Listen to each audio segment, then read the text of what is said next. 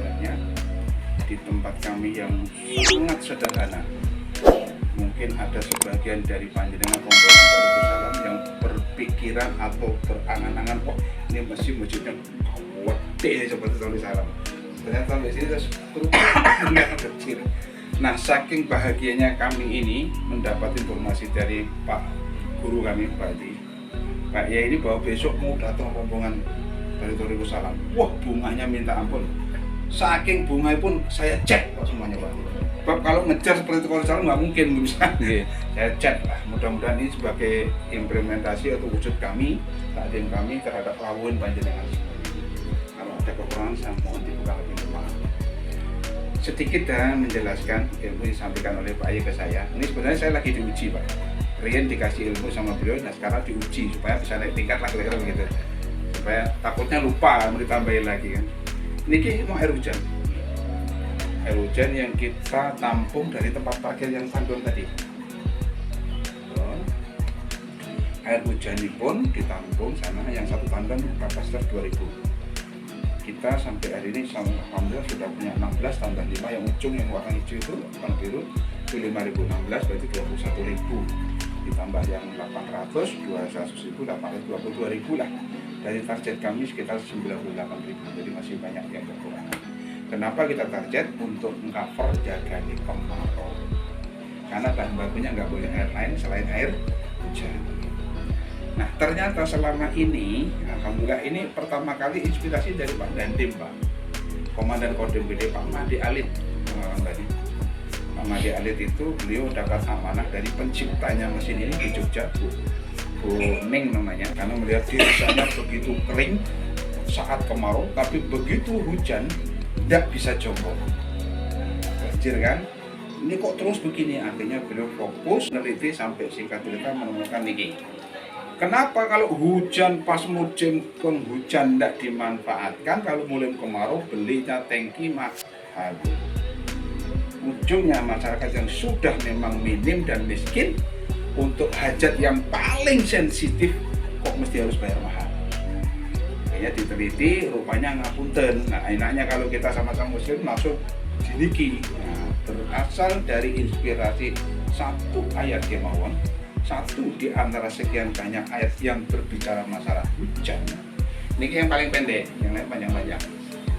Jadi ngapunten tidak berusaha menggarami laut dalam hanya membacakan saja, karena depan-depan kita ini ustadz semuanya hafid Quran semua insya Allah. Jadi mohon maaf diambil satu dari surat Al-Qaf.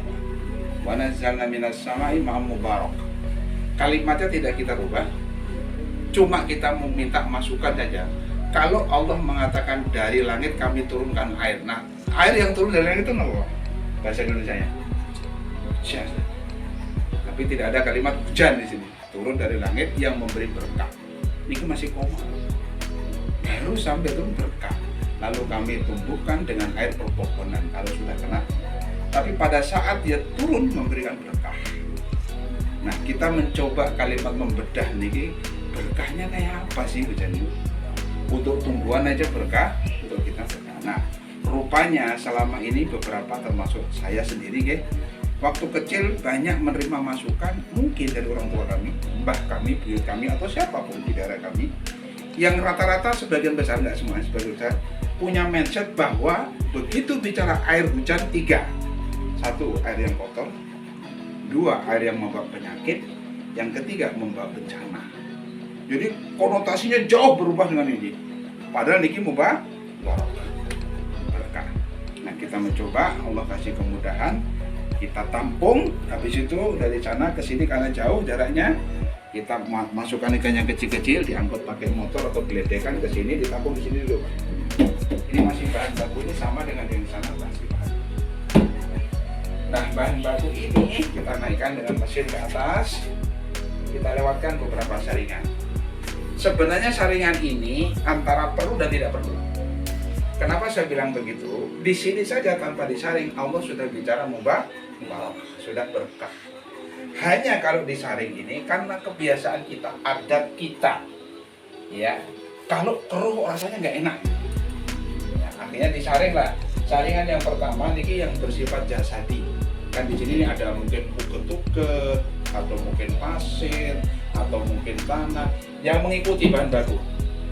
Kita saring pertama, saringannya rapat sekali. Nah yang kedua nih, saringan bukan bersifat jasadiah, tapi bersifat aromatik. Barangkali baunya bau tanah, bau dominan, karena digenteng kan, kita saring supaya baunya enak. Yang ketiga nih, karang atau karbon aktif dari patok kelapa yang dikeringkan 400 derajat. Ini saringan yang ketiga untuk menaikkan pH-nya, karena banyak asam kan. Yang keempat, saringannya sama dengan sini, hanya untuk memastikan barangkali ada kotoran yang masih bisa masuk sini. Nah setelah selesai kita alirkan, tiga seperti ini, 1 unit namanya, 1 unit mesin 3 seperti ini. Ini 3 juga 1 unit, berarti ada 3 unit. Nah, kita buka dan turunlah dia airnya karena sudah masuk sampai kira-kira segini. Nah langsung kita hidupkan mesinnya atau setrumnya atau aliran listriknya. Jadi di aliran listrik dengan spiral di dalamnya. Nah spiralnya mengandung namanya titanium, uranium, magnesium juga. Tapi ini untuk kesehatan. Berapa lama di setrum? 9 jam.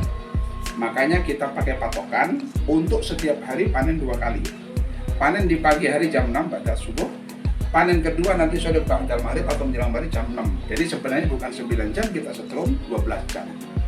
Nah setelah 12 jam yang basah ini kan asam nih. Basah yang basah kita minum, kita panen. Yang kita panen ini, yang ini kita panen tapi bisa untuk konsumsi luar, ngepel lah, untuk anu lah, cuci lah, segala macam. Dikonsumsi untuk minum bisa dalam jumlah tertentu. Kalau ini semakin banyak nggak apa-apa, kenapa sana. Nah alhamdulillah qadar wa berkatu apa aja dengan semuanya, banyak yang mendapatkan cocokan. Pak saya asam lambung, Pak saya migrain, Pak haid istri saya nggak teratur, kan kira-kira begitu. Sama ini ngasih kecocokan. Nah syarat cocok balik ke sini nanya. Alhamdulillah yang ditanya nggak ngerti. Saya nggak tahu Pak prosesnya apa. Tetapi dari situ belajar. Kenapa begini? Nah bisa dijelaskan. Ternyata secara ilmu pengetahuan saintik ini molekulnya paling kecil. Di setrum pun dari sini sudah bagus. Di sini tambah bagus. Ada satu lagi usaha yang hanya dibolehkan Muslim, yaitu murotal. Jadi kita perdengarkan 24 jam di sini, termasuk tadi panggilan azan saja. Makanya kita tempatkan di musola dengan harapan aura semangat yang namanya barokah dari sini. Nah, yang penting di kalian adalah dalam aliran sungai ini, air ini tidak boleh ada lem ini, karena khawatir ada kontaminasi kimia. So, ini pH-nya rata-rata di atas 9. Nah, ada orang ke sini datang, udah bagus, sudah bolak-balik, rasa enak, namanya dia orang, Pak saya mau buktikan Pak, bagaimana kalau saya minum sudah bagus, tapi belum ada bukti. Apa yang Anda minta bukti? Ya hasil lab, itu kan gampang, sampai ambil air gratis di sini, lab sendiri kan bisa. Sampai kalau suruh cara lab, saya nggak punya duit, labnya mahal. Akhirnya lab sendiri lah, saya minta kopinya 1 di situ dari mereka. Jadi bukan kami, mereka yang lab. Ya, sampai penting pokoknya barokah. Nah, kami diberikan amanah mesin ini dengan 2 amanah. Yang pertama, tolong Pak Mas Yoran pelihara, rawat, dan jaga mesin ini seperti Anda menjaga diri sendiri. Siap. Yang kedua yang paling penting, setelah ada hasilnya, saya tidak mau dengar Mas Yoran bisniskan. Jadi kasih pada siapa saja. Rupanya itu rahasia yang kedua itu. Yang pertama juga berat karena harus istiqomah. Yang kedua, setelah istiqomah sama kasih ke orang. Rupanya kedua kombinasi ini mendatangkan berkah. Jadi banyak yang datang, Pak saya nggak enak bolak-balik minta sudah mendapatkan manfaat, tapi kok mau saya Pak, gimana saya bisa membalas diri? Bisa Pak, itu ada kotak depan, masukin kotak.